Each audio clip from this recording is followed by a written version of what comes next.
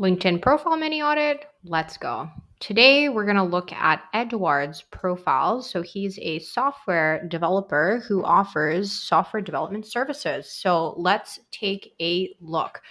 First of all, profile pic and banner, love it. I think it's very nicely designed and it matches. And I love that the profile picture is this bright blue color with the white background. I think it really stands out in the feed. And I love this little emoji here, really makes you stand out. Super awesome for that. The banner I feel like is a little bit generic. So it just has your name, which is also here. It has your title, which is also kind of like somewhere here, Java software developer, and then your email, which people can find down below. So I would use this real estate for something different. I would try to come up with a strap line that speaks to your target client and the service that you offer, or some kind of social proof, or maybe something funny or unexpected, which is my personal favorite. Maybe there's like a coding joke or something like that. I really think that there is an opportunity to stand out and do something fun that's related to code or something.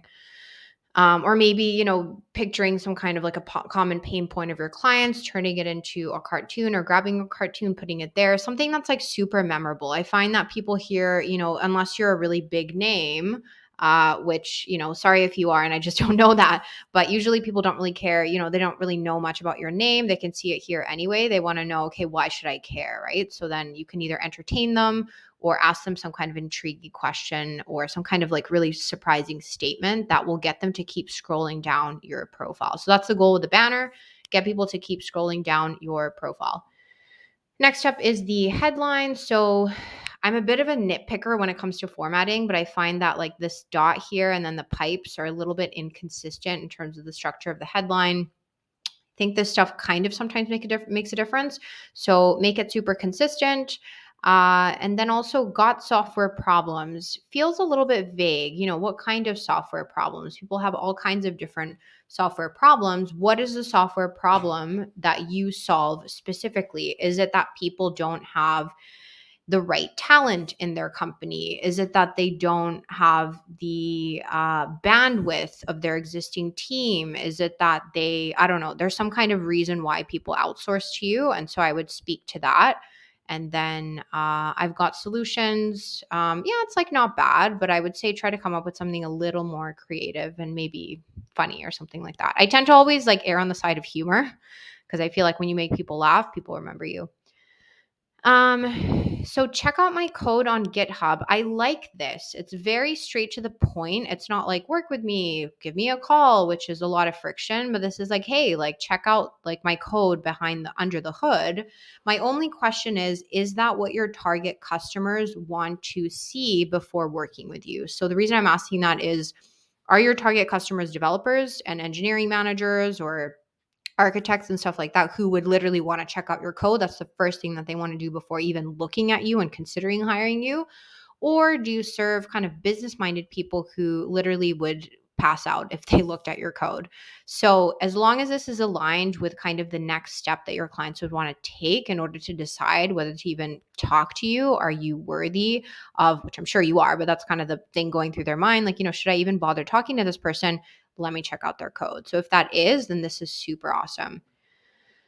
You have providing services, which is good. I would say I haven't looked at the tech services lately, but I would add as many categories as possible that apply to you, because then you show up in more search results. And LinkedIn is really pushing service providers in the search results these days.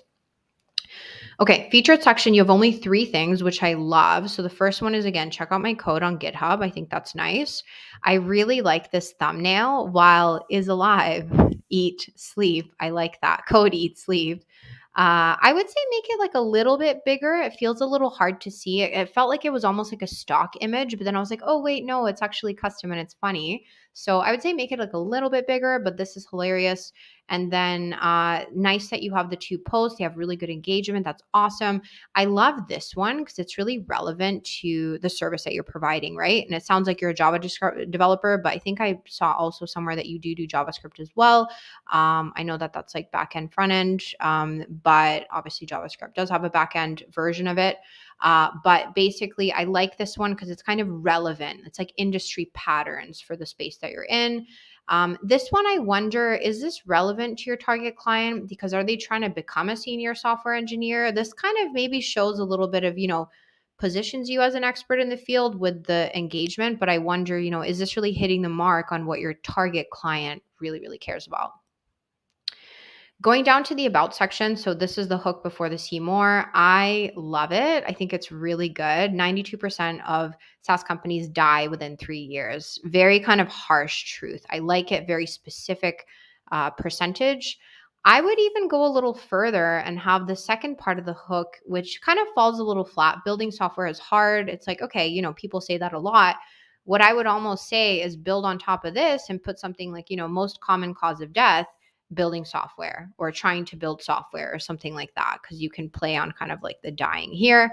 And that would be kind of like my suggestion for the hook. Just make it a little bit, hookier, a little different.